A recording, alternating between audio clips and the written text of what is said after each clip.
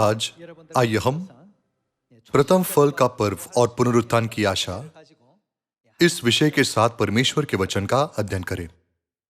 चूंकि आज पुनरुत्थान का दिन है, इसलिए हमें इस पर्व की शुरुआत समझने की आवश्यकता है। साथ ही आइए हम प्रथम फल के पर्व के बारे में कुछ बुनियादी बातों को समझें, जैसे कि पुराने नियम में इस पर्व के लिए आराधना के नियम क्या थे। नए नियम के समय में यीशु का पुनरुत्थान रविवार को क्यों हुआ? पुराने नियम की कौन सी भविष्यवाणी यीशु के पुनरुत्थान के द्वारा पूरी हुई? मेरा मानना है कि हमें इन सभी बातों को समझना चाहिए, क्योंकि हम पर्वों के लोग हैं। सबसे पहले आइए हम पर्व की शुरुआत पर एक नजर डालें। लगभग 3500 साल पहले इस्राएलियों ने फसह मनाया और वे मिस्र के दासत्व से मुक्त हो गए। मुक्त होने के बाद वे फसह के अगले दिन अख़मीरी रोटी के पर्व पर रामसेस में इकट्ठा हुए और प्रस्थान किया। तब मिस्र के राजा फिरौन ने अचानक अपना मन बदल दिया और आज्ञा दी कि इस्राएलियों को वापस लाया जाए। फसह की रात को उसने महसूस किया कि उसे परमेश्वर द्वारा दंडित किया गया है और उसने अपने पहलौठे पुत्र को भी खो दिया। परमेश्वर से डरकर उसने इस्राएलियों को जाने दिया, लेकिन लोगों ने उससे सवाल किया, हमें और भी बहुत सी चीजें बनानी है, परंतु अब तूने इस्राएलियों को जाने दिया है, तो हम यह सब काम करने के लिए जनशक्ति कहां से लाएंगे? यह सुनते ही उसने अपना मन बदल दिया। उसने सभी इस्राएलियों को वापस लाने की आज्ञा दी। वह अपने रथों और सिपाहियों समेत इस्राएलियों का पीछा करने लगा।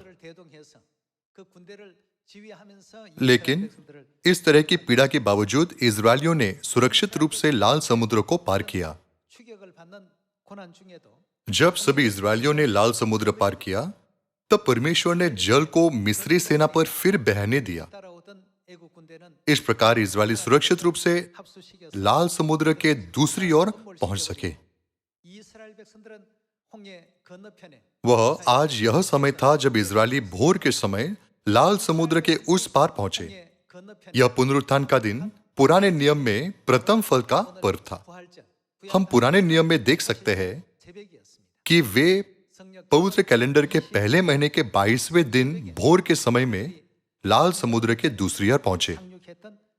पुराने नियम के समय में परमेश्वर ने उस दिन को प्रथम फल के दिन के रूप में चुना और पहली उपज का एक पूला हिलाते हुए परमेश्वर को चढ़ाने का नियम बनाया।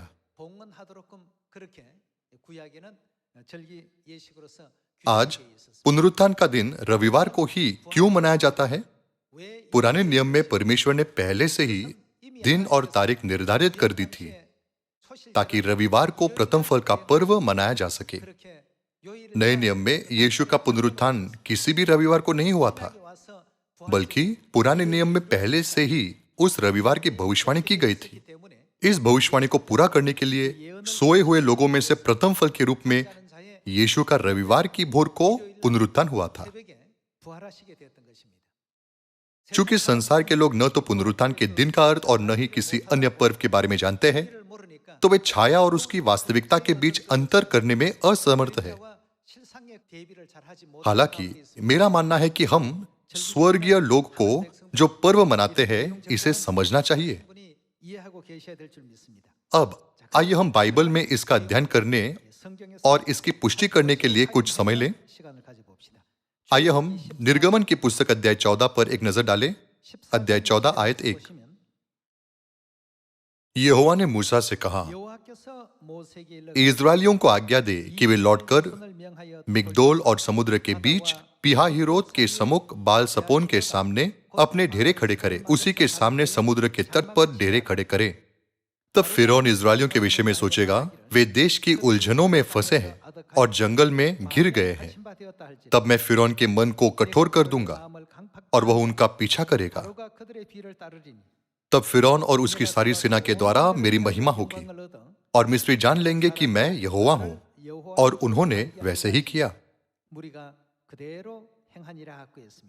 यह इस बात का वृतांत है कि कैसे 6 लाख पैदल चलने वाले पुरुषों ने समुद्र के बीच पिहाहिरोत के सम्मुख बालसपोन के सामने अपने डेरे खड़े किए। आयत 5 में हम देख सकते हैं कि कुछ अधिकारियों ने फिरौन से कहा, क्या हमें इजरायलियों को जाने देना चाहिए?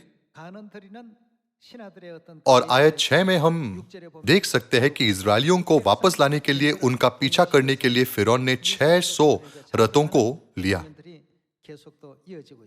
आइए हम आयत 15 पढ़ें। तब यहोवा ने मूसा से कहा, तू क्यों मेरी दुहाई दे रहा है? इजरायलियों को आज्ञा दे कि यहां से कुछ करे, और तू अपनी लाठी उठाकर अपना हाथ समुद्र के ऊपर बढ़ा, और वह 2 भाग हो जाएगा। तब इजरायली समुद्र के बीच होकर स्थल ही स्थल पर चले जाएंगे।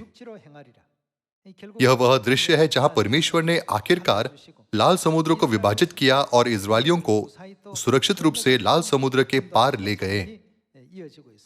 आइए हम आयत 26 पर जाएं। फिर यहोवा ने मूसा से कहा, अपना हाथ समुद्र के ऊपर बढ़ा कि जल मिस्रियों और उनके रथों और सवारों पर फिर बहने लगे।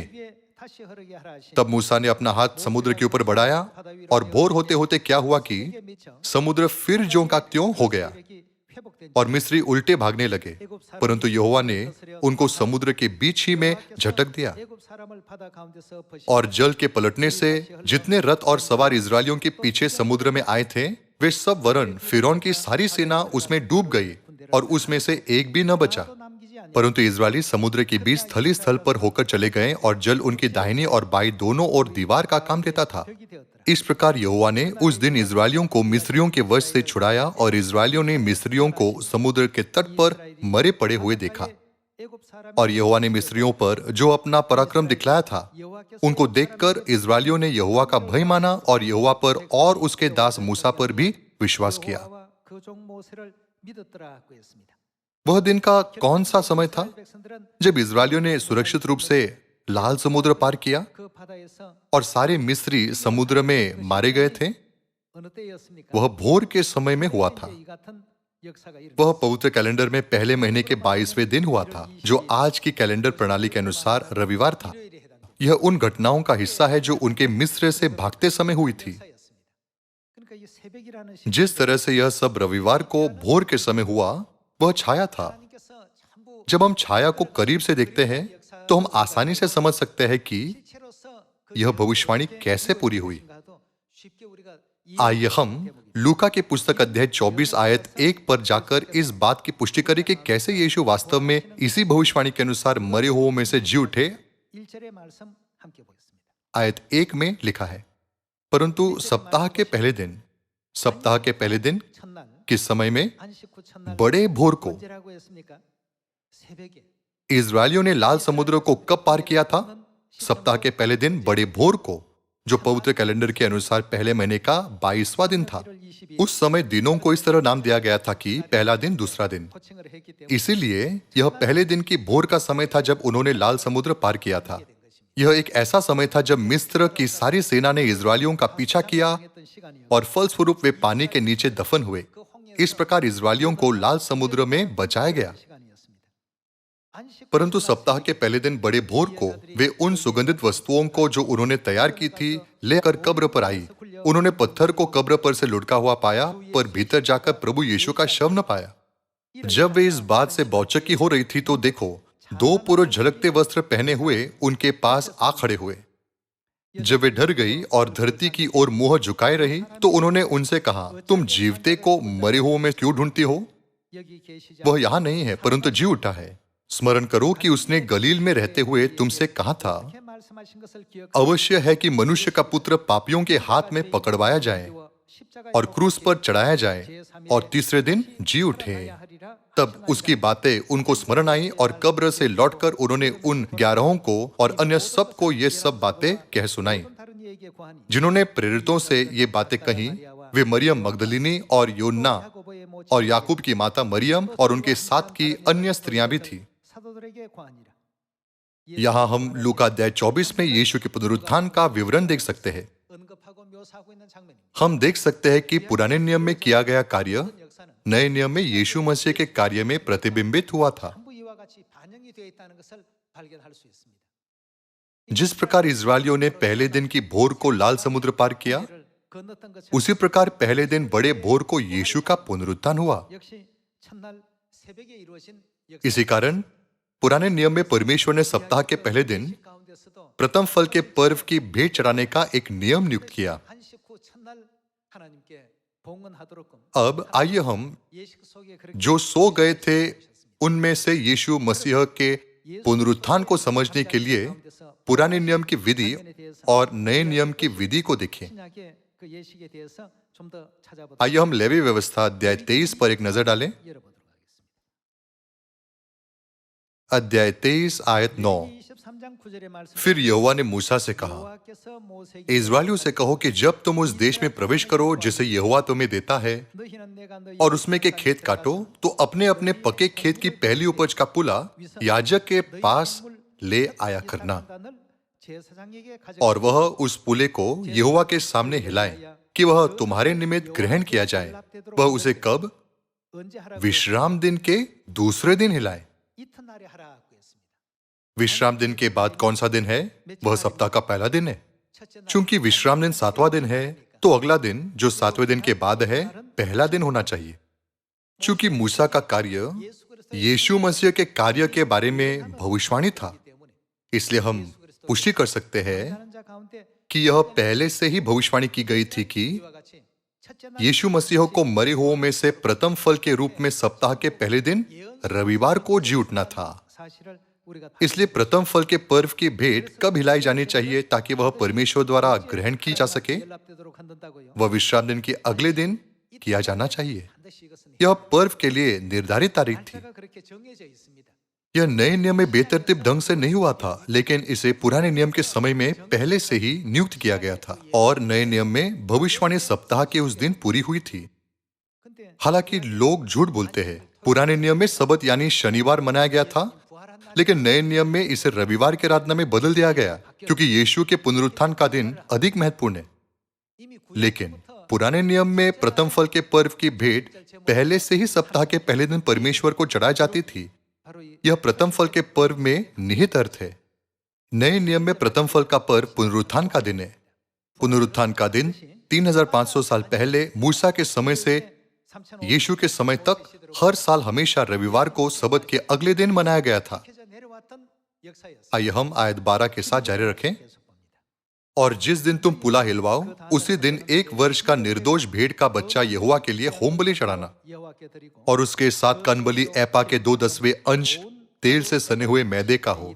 वह सुखदायक सुगंध के लिए यहोवा का हव्य हो, और उसके साथ का अर्घहीन भर की चौथाई दाखमधु हो। और जब तक तुम इस चढ़ावे को अपने परमेश्वर के पास न ले जाओ, उस दिन तक नए खेत में से न तो रोटी खाना और न बुना हुआ अन्न और न हरी बालें। यह तुम्हारी पीढ़ी पीढ़ी में तुम्हारे सारे घरानों में सदा की विधि ठहरे।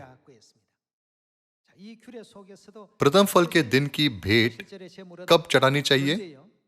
इसे ग्रहण किए जाने के लिए इसे सबत के अगले दिन परमेश्वर के सामने हिलाने का नियम था। चूंकि वे पहली उपज का एक पुला चढ़ाते थे, तो उस पर्व का नाम प्रथम फल का पर्व रखा गया। यीशु मसीह ने लेवी व्यवस्था अध्याय 23 में सबत के अगले दिन परमेश्वर के सामने हिलाए जाने वाले प्रथम फल की भेंट की भविष्यवाणी को पूरा किया। आइए हम पहला कुरिन्थियों की पुस्तक अध्याय 15 में इसका उत्तर खोजें। पहला कुरिन्थियों अध्याय 15 आयत 12।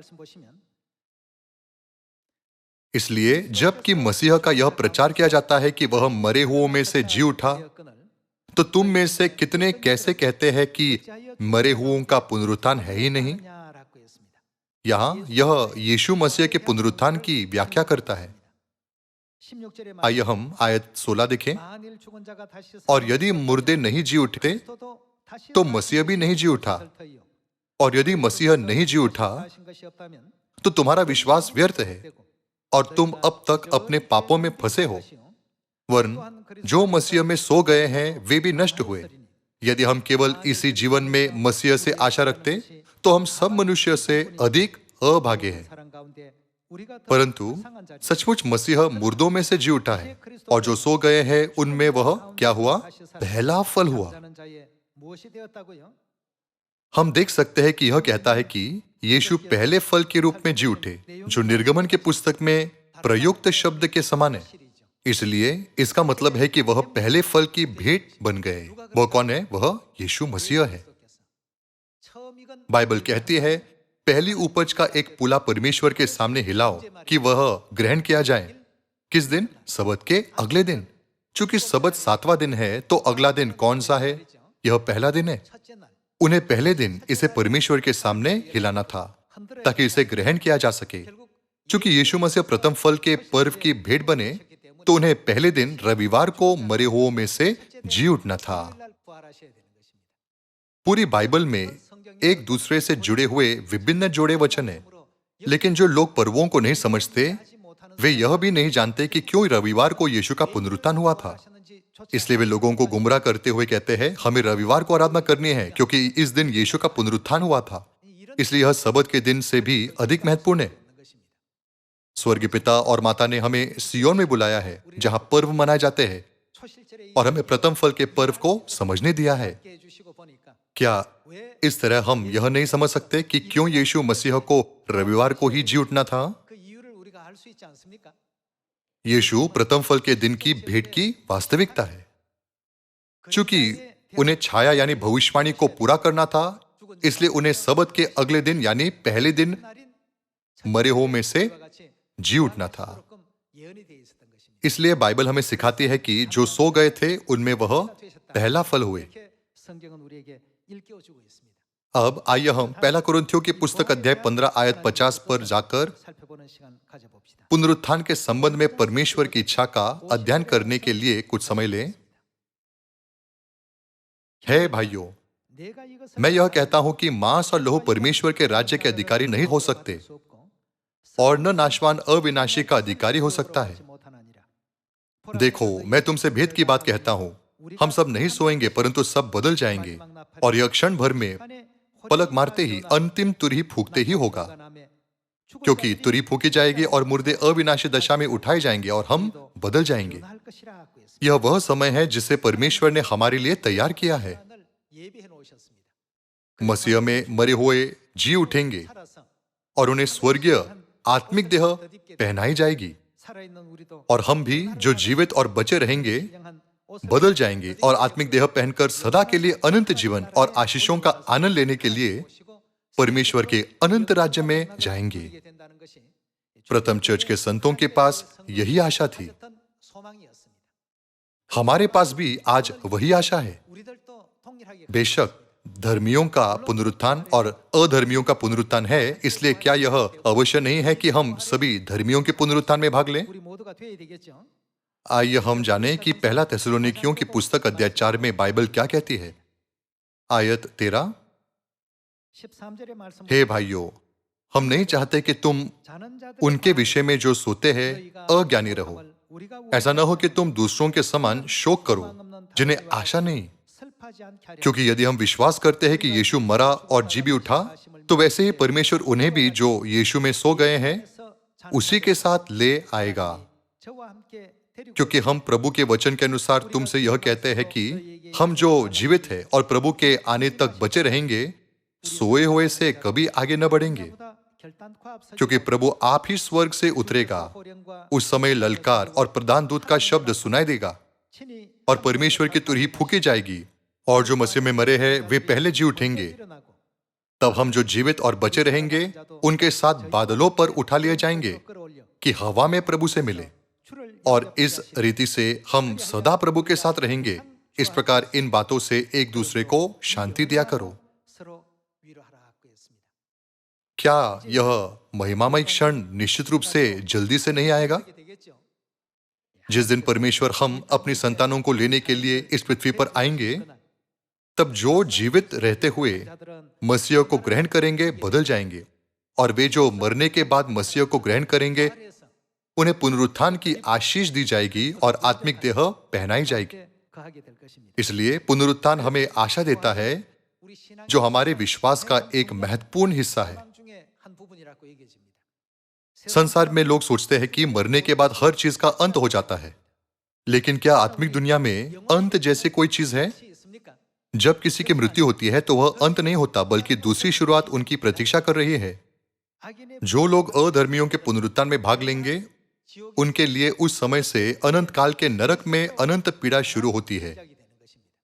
क्या यह भी नहीं लिखा है कि जो धर्मी थे पुनरुत्थान में भाग लेंगे? वे स्वर्ग के अनंत स्वर्गलोक में मसीह के साथ अनंत जीवन और खुशी का आनंद लेंगे। इसलिए हम सभी को परमेश्वर के वचन का अध्ययन करने के लिए खुद को समर्पित करना चाहिए और अपने पूरे जीवन में परमेश्वर के वचन की आज्ञाकारिता में अधिक धर्मी, ईश्वरीय और पवित्र जीवन जीने के द्वारा परमेश्वर की महिमा करनी चाहिए। अब आइए हम कुछ बातों पर एक नजर डालें जो नए नियम में पुनरुत्थान के दिन हुई थी। आइए हम लूका के पुस्तक अध्याय 24 आयत 13 से पढ़ें। लूका अध्याय 24 आयत 13 में लिखा है, उसी दिन उनमें से दो जन, उसी दिन पुनरुत्थान का दिन है जिस दिन यीशु मसीह जी उठे थे। उसी दिन उनमें से दो जन इमाउस नामक एक गांव को जा रहे थे जो यरूशलेम से कोई 7 मील की दूरी पर था। वे इन सब बातों पर जो हुई थी आपस में बातचीत करते जा रहे थे। और जब वे आपस में बातचीत और पूछताछ कर रहे थे तो यीशु आप पास आकर उनके साथ हो लिया, परंतु उनकी आंखें ऐसे बंद की गई थी कि उसे पहचान न सके। जिस दिन यीशु जी उठे थे उस दिन बहुत सी आश्चर्यजनक बातें हुई। जब दोनों चेले इमाउस नामक गांव की ओर जा रहे थे, उन्होंने यीशु के साथ बातचीत की। भले ही यीशु उनके ठीक बगल में थे, लेकिन उन्होंने यीशु को नहीं पहचाना। आइए हम आयत 17 पर जाएं। उसने उनसे पूछा, ये क्या बातें हैं जो तुम चलते चलते आपस में करते हो? वे उदास से खड़े रह गए। यह सुनकर उनमें से क्लियोपास नामक एक व्यक्ति ने कहा, क्या तू यरूशलेम में अकेला परदेशी है जो नहीं जानता कि इन दिनों में उसमें क्या क्या हुआ है? उसने उनसे पूछा, कौन सी बातें? उन्होंने उससे कहा, यीशु नासरी के विषय में जो परमेश्वर और सब लोगों के निकट काम और वचन में सामर्थी भविष्यवक्ता था। और प्रधान याजकों और हमारे सरदारों ने उसे पकड़वा दिया कि उस पर मृत्यु की आज्ञा दी जाए और उसे क्रूस पर चढ़वाया। परंतु हमें आशा थी कि यही इजराइल को छुटकारा देगा। इन सब बातों के सिवाय इस घटना को हुए तीसरा दिन है और हम में से कई स्त्रियों ने भी हमें आश्चर्य में डाल दिया है, जो भोर को कब्र पर गई थी और जब उसका शव न पाया तो यह कहते हुए आई कि हमने स्वर्गदूतों का दर्शन पाया जिन्होंने कहा कि वह जीवित है। तब हमारे साथियों में से कई एक कब्र पर गए और जैसा स्त्रियों ने कहा था वैसा ही पाया, परंतु उसको न देखा। तब उसने उनसे कहा, है निर्बुद्धियों और भविष्यवक्ताओं की सब बातों पर विश्वास करने में मंदमतियों, क्या अवश्य न था कि मसीह ये दुख उठाकर अपनी महिमा में प्रवेश करे? तब उसने मूसा से और सब भविष्यवक्ता से आरंभ करके सारे पवित्र शास्त्र में से अपने विषय में लिखी बातों का अर्थ उन्हें समझा दिया। इतने में वे उस गांव के पास पहुंचे जहां वे जा रहे थे और उसके ढंग से ऐसा जान पड़ा कि वह आगे बढ़ना चाहता है, परंतु उन्होंने यह कहकर उसे रोका, हमारे साथ रहे, क्योंकि संध्या हो चली है और दिन अब बहुत ढल गया है। तब वह उनके साथ रहने के लिए भीतर गया। जब वह उनके साथ भोजन करने बैठा तो उसने रोटी लेकर धन्यवाद किया और उसे तोड़कर उनको देने लगा। तब उनकी आंखें खुल गई और उन्होंने उसे पहचान लिया और वह उनकी आंखों से छिप गया। जिस दिन यीशु मसीह जी उठे थे, वे उन दो चेलों के सामने प्रकट हुए थे जो इमाउस के मार्ग में थे। यहां एक अद्भुत घटना घटी। उन्होंने पुनरुत्थान के दिन की रोटी तोड़कर उनकी आत्मिक आंखें खोल दी। आइए हम फिर से आयत 31 पढ़ें। तब उनकी आंखें खुल गई और उन्होंने उसे पहचान लिया और वह उनकी आंखों से छिप गया। उन्होंने आपस में कहा, जब वह मार्ग में हमसे बातें करता था और पवित्र शास्त्र का अर्थ हमें समझाता था, तो क्या हमारे मन में उत्तेजना न उत्पन्न हुई? वे उसी घड़ी उठकर यरूशलेम को लौट गए और उन 11 और उनके साथियों को इकट्ठे पाया। वे कहते थे, प्रभु सचमुच जी उठा है और शमौन को दिखाई दिया है। यह 2000 वर्ष पहले पुनरुत्थान के दिन पर हुआ था। परमेश्वर की शिक्षाओं के अनुसार नई वाचा के सभी सत्यों को पुनर्स्थापित करने के लिए, जैसा कि प्रथम चर्च में देखा गया, पिता इस युग में माता के साथ दूसरी बार प्रकट हुए। उन्होंने हमें पुनरुत्थान के दिन की रोटी ठीक वैसे ही दी जैसे उन्होंने 2000 साल पहले दी थी। लिखा है, जब उन्होंने उसे तोड़ा और उन्हें दिया, तब उनकी आंखें खुल गई और उन्होंने उन्हें पहचान लिया। पुनरुत्थान के दिन को पुराने नियम में प्रथम फल का पर्व कहा जाता था। नए नियम में यीशु मसीह ने मरे हुओं में से जी उठने वाले पहले व्यक्ति के रूप में प्रथम फल के दिन की भविष्यवाणी को पूरा किया। जो सो गए थे उनमें वह पहला फल हुए। पुराने नियम और नए नियम दोनों के द्वारा हम समझ सकते हैं कि यीशु प्रथम फल के दिन की भेंट बने और उसकी भविष्यवाणी को पूरा किया। हम देख सकते हैं कि पुराने नियम में पहले से ही इस बात की गवाही दी गई थी कि यह सब रविवार को होगा, ठीक जैसे प्रथम फल का पर्व हमेशा रविवार को मनाया जाता था। इसे किसी अन्य दिन मनाया नहीं जा सकता। इसे पुराने नियम में भी सबत के अगले दिन मनाने के लिए पहले से ही नियुक्त किया गया था। इसलिए पुनरुत्थान का दिन नए नियम में स्थापित एक नया पर्व नहीं था, लेकिन वास्तव में यह हमेशा पुराने नियम में रविवार को मनाया जाता था। साप्ताहिक पर्व सबत के बारे में कहें तो वह भी उसी समय मनाया जाता था। वार्षिक पर्वों के बारे में कहें तो परमेश्वर ने आज्ञा दी कि प्रथम फल का पर्व रविवार को मनाया जाए। इसे 3500 वर्षों पहले इस तरह स्थापित किया गया था। फिर भी झूठे चर्च रविवार के आराधना को सही ठहराने के लिए झूठ बोलते हैं। अब हम सभी को इसका ज्ञान नहीं रखना चाहिए। ज्ञान न होने के कारण परमेश्वर के लोगों का क्या होता है? चूंकि बाइबल कहती है कि वे सब नष्ट हो जाएंगे, तो हमें लोगों को यह जानने देना चाहिए। हमें उन्हें यह बताने की आवश्यकता है कि यीशु मसीह प्रथम फल के पर्व की भेंट बने, जिसे पहले से ही मूसा के समय से रविवार को मनाने के लिए नियुक्त किया गया था। हमें उन्हें सही तरह से यह बताने की जरूरत है कि प्रथम फल के दिन की भविष्यवाणी के कारण यीशु सोए हुओं में से रविवार को जी उठे थे। ऐसा करके हमें उनकी आत्मिक आंखें खोलने में उनकी मदद करनी चाहिए और स्वर्गीय पिता और स्वर्गीय माता को सही तरह से पहचानने में उनकी अगुवाई करनी चाहिए। संसार के लोगों के पास कोई भविष्य नहीं है, लेकिन हमारे पास एक उज्जवल भविष्य है। अधर्मियों का पुनरुत्थान संसार के लोगों के लिए आरक्षित है, परंतु धर्मियों का पुनरुत्थान सियोन के लोगों के लिए आरक्षित है। पुनरुत्थान की सुबह हम प्रेरित पौलुस और प्रेरित पत्रस से मिलेंगे, जिन्हें देखने की हम लालसा करते हैं। आप आश्चर्य कर सकते हैं कि यूहन्ना कैसे दिखता होगा। हम यूहन्ना से भी मिलेंगे। हम अपने पिता से भी मिलेंगे, जो पुनरुत्थान की सुबह हमें लेने के लिए आएंगे। हम स्वर्गीय माता के वास्तविक महिमामय स्वरूप को भी देख पाएंगे, जो स्वर्ग में उनके पास है। यह कल्पना करते हुए कि जब हम संपूर्ण हो जाएंगे तो यह कैसा होगा, आइए हम न केवल इस पृथ्वी पर अपने अस्थायी जीवन के लिए जिए, बल्कि इस वर्ष आइए हम स्वर्ग में प्राप्त होने वाली आशीषों के बारे में सोचते हुए यत्न से दौड़े। आइए हम पुनरुत्थान के दिन के अर्थ को केवल उस दिन तक सीमित न रखें जब 2000 वर्ष पहले यीशु का पुनरुत्थान हुआ था। इसके बजाय आइए हम अपने हृदयों पर उस विश्वास के पुनरुत्थान को अंकित करें जिसे प्रेरितों ने 2000 वर्ष पहले रखा था। इसी के साथ मैं आज का उपदेश समाप्त करना चाहूंगा। आपका बहुत बहुत धन्यवाद।